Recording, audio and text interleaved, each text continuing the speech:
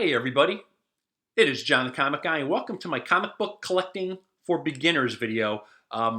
We could just call this a comic book collecting 101.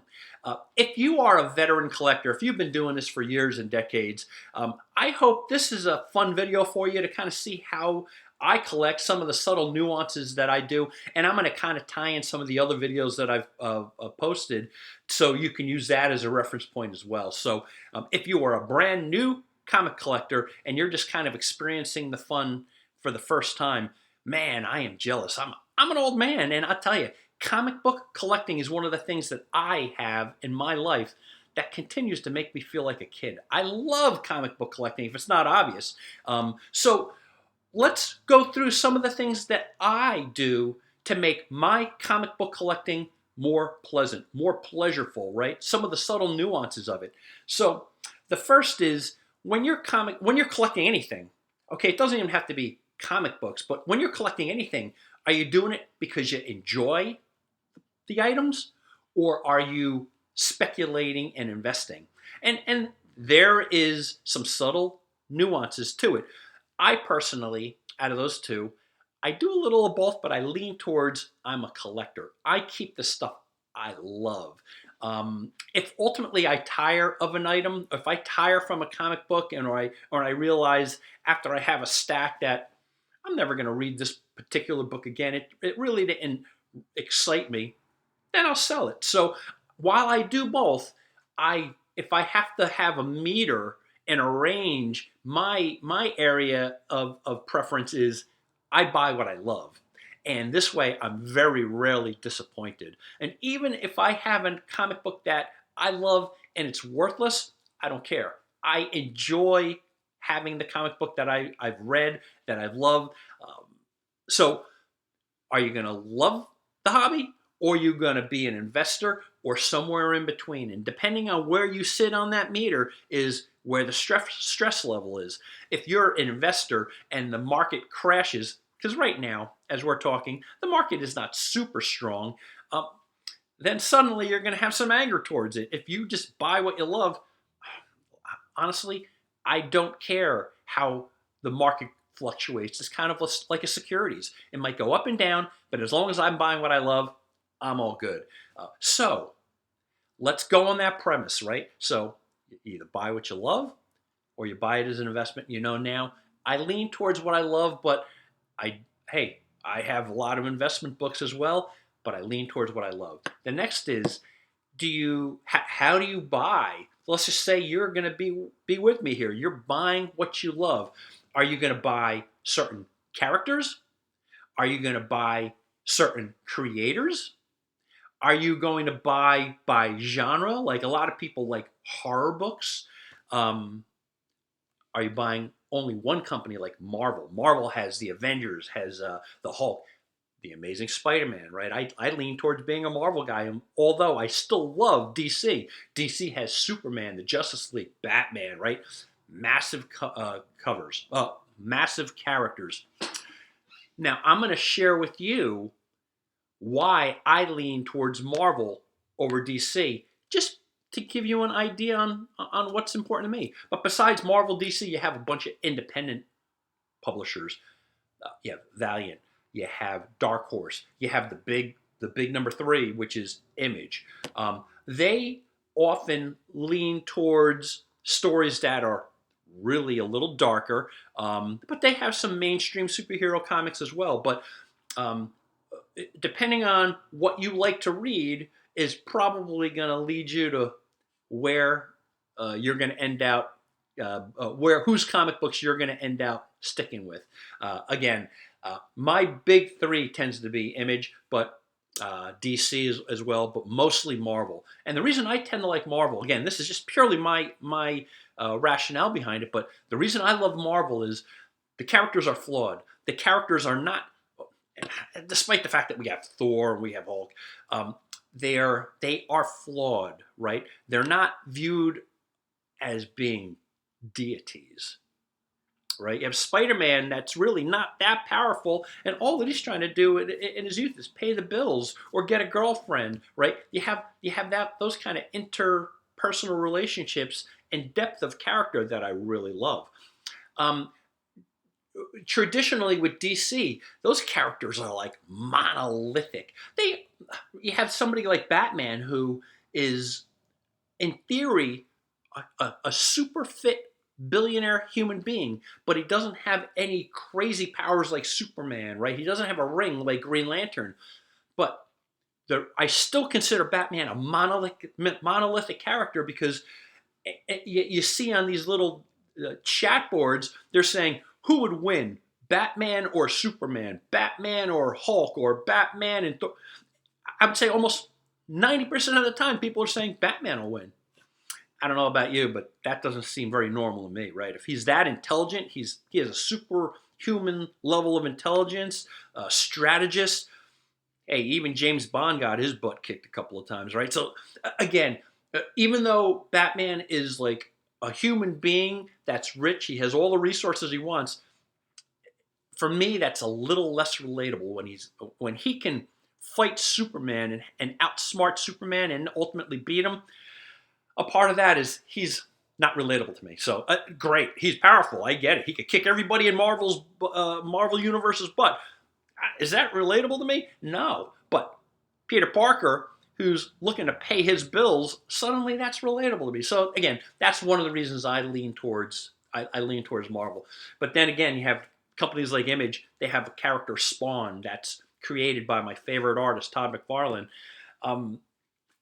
Worth checking out. So if you're new and you haven't checked out Spawn, I would say give it a look.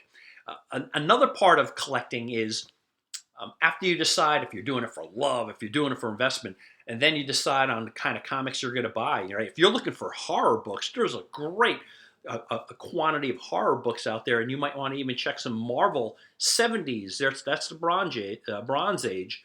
Their horror books. And by the way, if you ever hear the terms Golden Age, Silver Age, Bronze Age, more modern, the Golden Age is typically in the 40s up through 1955. From 1956 to 1969, 1970, you have the Silver Age. And then from 1970, kind of move it forward, you have Bronze Age and then going to Modern Age. And they have other ages, but I look at it as really, I love the Golden Age and I love the Silver Age, and I'll dabble in the Bronze Age. But right there, I'm telling you, I've isolated the ages that I kind of focus on. If I have a new modern book, hey, that's cool. I enjoy it, but I don't fixate on it. But the next question is, are you going to be a completist, or are you just going to buy what you like? I tend not to be a completist. So what a completist means is, if you're collecting the Amazing Spider-Man comics, are you going to get every single one? Are you going to try? If you can imagine, the Amazing Spider-Man #1 is, if in good condition, hundreds and hundreds of thousands of dollars, right? That's so far beyond my capability, right? And I'm doing pretty well for myself, but that's so far beyond what I want to spend on a comic book. So suddenly you have to figure, is that going to cause you anxiety? Are you going to go with reprints? So are you going to be a completist? The reason I would tell you, for me, I am not a completist is because I just don't want to store all these books. If I don't like a book, if the art isn't great but the story is great, all right, maybe I'll keep it. But it's got to have something that I find is appealing to me. So there are runs where there's certain artists that I'm not into, and the stories bore me, so I'm not into it. I'm not going to keep it just so I can say I have that, the full run. Some people like full runs, and more power to them. You're going to find, as you start buying more and more comics, as you get 1, 2, 20, 100, all right, they don't take up that much space. Try having 5, 10,000, 20,000. Some people have 100,000 comic collections. That's a lot of comics. They're heavy, they're dusty, and they're going to take up space. If you have a significant other, there's going to be a time there eventually they're going to say, maybe can we have a couch instead of boxes of comics? And that's for you to decide if you're going to do it or not. But these things ultimately take up spaces. Keep that in mind. Completist, or you're just going to keep the books that you really love. The next star, are you going to be focused on the grade, right? Comic book collectors tend to be very fastidious. They always try to get the best condition book possible, right? So if you have two different books, and one is lower grade, it's beat up, it's torn, and one is pristine, My question to you is, which would you prefer? I think 99.9% of us, while there are people who focus on lower grade books, there absolutely are, I think a majority of people would prefer to have the higher grade books. Higher grade books come with a premium price. So just, again, that's where there's a balance, right? Balance. Let's all have balance. And you may have to live in that balance too. So you may want a high grade book, but ultimately you're stuck buying a lower grade book. And again, a lot of the books in my collection are lower grades because that's what's affordable. So let's talk about grading. What kind of grading do you follow? I like personally using, and again, a lot of people, there's a lot of hate going on with CGC right now, the grading company, and that's fine, but they have a great book, and it kind of gives you the official way to grade them. I'm a collector. I'm a comic book lover, right? I love it. While I am good at this because I've been doing it since 1976, this is, pardon me, this is a guideline. So if you can get this book, the CGC Guide to Grading Comics, it's helpful. I think you're going to find it helpful. There's a lot of stuff online. If you Google comic grading, they'll tie it in. And the reason is, initially, now they give it a number, right? They give the grade of a comic a numerical number. In the olden days, we didn't. We graded our books incomplete, up to poor, all the way up to near mint or near mint plus. Right now they have a numerical number for it. So it becomes more objectified if you're using a number, which is cool. But just be mentally familiar with it. And again, if things are cut out, that certainly degrades your grade as well. So give that a shot. But again, as a general reference point, Google comic book grading, and if you're able to pick up a copy of this book, I think you're going to like it. The next is a very important point. This is probably the most important point, is budget. What's your budget? Is it $1? Is it $1,000, right? I know people who buy dozens of comics a month, and typically they come out monthly or bi-monthly. I'll tell you, books nowadays are not cheap. They're in the $3.99, $4.99, maybe even higher range. I don't buy any new books. Just for the record, John the Comic Guy doesn't buy any new books. When I was a kid, the cover price was 25 cents, so I could buy 4 for $1. That's affordable. Even at that point, if my father gave me $1, I could at least buy 4 comic books from some kind of for like a drugstore or a 7-Eleven. Now, if your allowance is $5, you're lucky if you can buy 1 comic. So just keep that in mind. What's your budget? If you're younger and you don't have a lot of money, you may want to think of where you're gonna get books. Are you gonna buy from yard sales or garage sales? Are you gonna trade with friends? So if your budget is limited, my budget was always limited. How are you gonna acquire these comics that if you buy them at a newsstand or you buy them at a comic book store, you're going to probably, a $5 bill might buy you 1 comic. There might even be a situation where you can't even get a comic for that. Budget is something to keep in mind. So do not despair. If your budget is very low, there are cheap comics to be found at yard sales, garage sales. You could probably get them for 50 cents each, a buck a piece. If you're going to come to if you ever come to my Black Friday sales, we're selling comics for many comics, thousands of comics for $1 a piece. So again, there are ways to accommodate the hobby. Don't despair and don't quit, okay? Just stay within your budget. Next really does lead me to say, where are you going to buy these? At one time, I could buy them at 7-Eleven or a Wawa, right? You may still be able to pick them up, but again, you're buying at cover price. Do you buy them on eBay? Whatnot.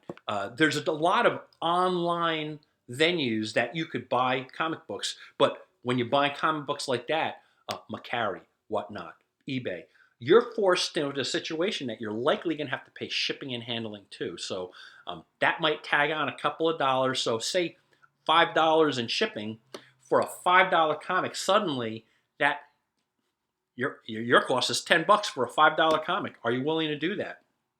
If you can afford that and you're willing to do it, good on you. If you're able to bundle and get a bunch of comics cheaper, good on you. If you're able, again, if you connect with me, if you connect with other dealers that are willing to mail you stuff cheap and kind of bundle it once a month or so, that's good. But just be aware, there are multiple areas in which you can buy comics. One of my favorite, as everybody could say, and I'll even post again. I hope you're looking at above, because I'm going to post related videos, is you can absolutely buy comic books inexpensively or trade for them. If you trade, so if you have a baseball card collection or you have a toy or something, and you could trade, hey, you have records and you trade for comic books, hey, that works. So just be aware there are multiple ways that you should be open-minded on how you're going to acquire your collection. I would say one of the best, most important ways to do it is try to find and establish a group of friends that are similar, like-minded people to you, have similar interests, and then that opens up your ability to trade. That's big. When you're getting low grader books, so let's say typically when as a result of buying things at yard sales or trading, sometimes you end up getting a very low grade comic, right? And low grade comic could have writing on it, or it could just be dirty. It could be wrinkled. It could be torn. You know, do you want books like that? Sometimes I'm happy. I'm actually happy to get coverless books, and you'll see. I'll post my coverless book video. I'm good with that because now you could actually get facsimile covers that make it look good. As long as I feel good about my collection, it's all good. But what happens if they're dirty? Can you clean them? Can you put tape on them? Can you flatten them out? Yes, you can. And check out the video above.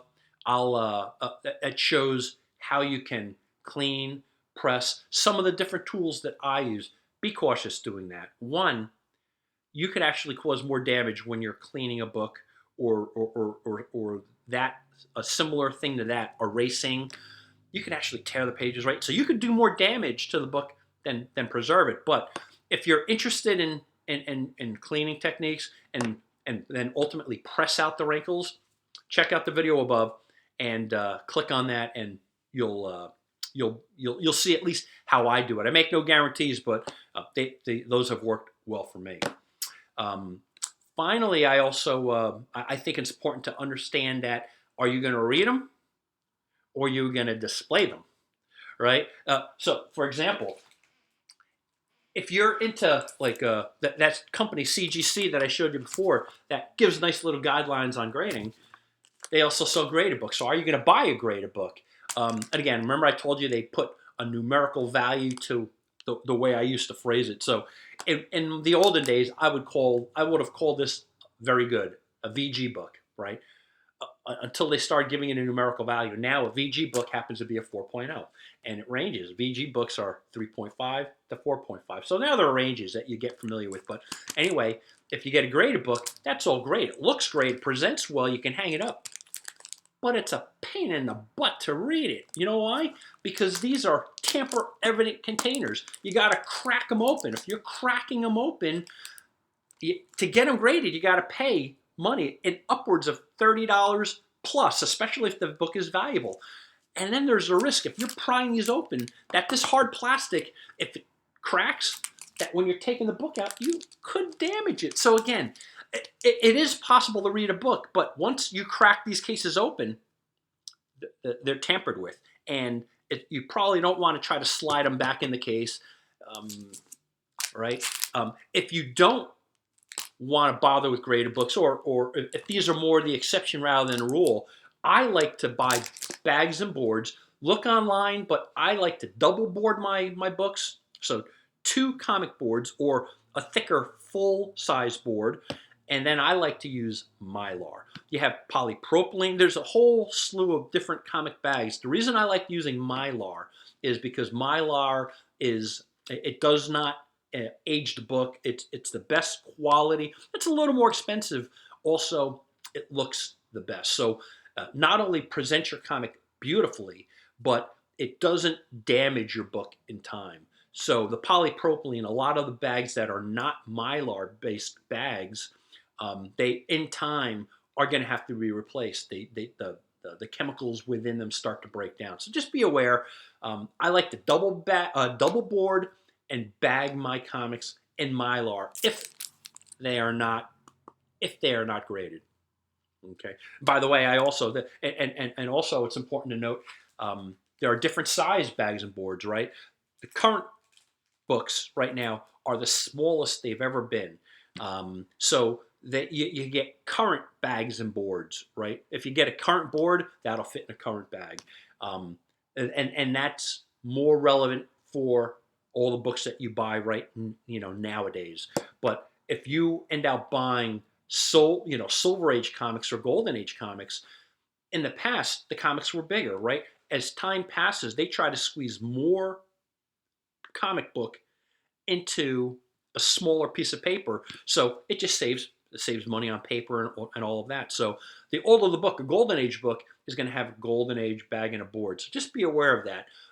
Note the era you're buying in, and for the most part, you buy that equivalent bag and board, and it should accommodate. There are some exceptions because sometimes publishers might just use a different printer and the paper is different, but generally, if you're buying from a traditional mainstream comic company like Marvel, DC, Image, companies like that, for the most part, if you're buying a comic book, getting the equivalent sized bag and board is going to do you fine. So, I, by the way, like using for all of my books, Silver Age bags and boards for the most part.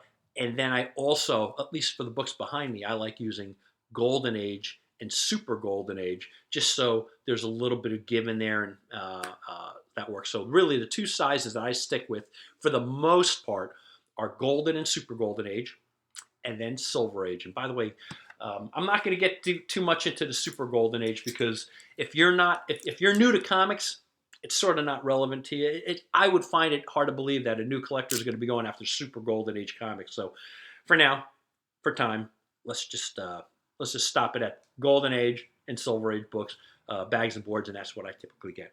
But I'm going to also mention this because I actually have the best bling for comic books. So check above right there. These are some of the things that I really like and to collect or protect and preserve my comic books. But I have a sponsor, Comic Skins, comicskins.com, and I want to talk about them because this is the last comic I'm going to show you as an example, but these are the same size as graded books, so if you do like to present it, I'm going to flip it over. If you have a comic skin, you could preserve your books. They take up a lot more space than just a common bag and board. I think I could probably put 4 Golden Age books side by side, and it'll be about the size of one of these. So again, if space is a concern, this may not be the greatest. But for me, I love graded books, and I love these comic skins. If you want to try some of these comic skins, check out my sponsor, comicskin.com. You'll get 5% off if you use coupon code at checkout, John the Comic Guy 5. John the Comic Guy 5 on the coupon code at checkout, and you could buy singles, 5-packs, or 10-packs of these comic skins. So again, this is where I store my very favorite comic books, the stuff that I'm trying to preserve the most, because these are just built like tanks, and they're great quality. But check out my comic book bling video, and then you'll see how I like to store my comics, and I preserve them in comic skins. But before I go, one thing also is, if you don't have bookshelves like I have back there, and I don't keep all my comics in bookshelves, you're going to want to get comic book boxes. So again, check out the Comic Book Bling. What I personally like is white corrugated plastic magazine boxes, and that accommodates all of the different sizes of comic books, including magazines that I may store, and it also accommodates graded comic books or graded similar sized comic books. The only exception is these are a little taller. They're about a ½ inch too tall, or maybe an inch taller than those boxes, but I'm okay with that. As long as I can put them in, I can put the lid, and the lid sits on these, and I don't stack them. If you are going to buy graded books and you're looking at storing them, there are graded comic book boxes, but they're far more expensive. So everybody, I hope this helped. Guys, you are in a fantastic hobby. Welcome to the comic book hobby. Hit subscribe, because I cover comic books. I cover record collecting too. But you're in a fantastic hobby. It's fun. You're going to feel like a kid forever. And I suspect in 20 years, 50 years, you're still going to like in one form or another comic books. So I hope you enjoy. I hope you subscribe to my channel. Welcome. And any questions, please make comments in the comment section. I do my very best to answer them pretty quickly. So we'll cover any questions you may have in the comment section. Thank you so much for joining me, and I will talk to you soon.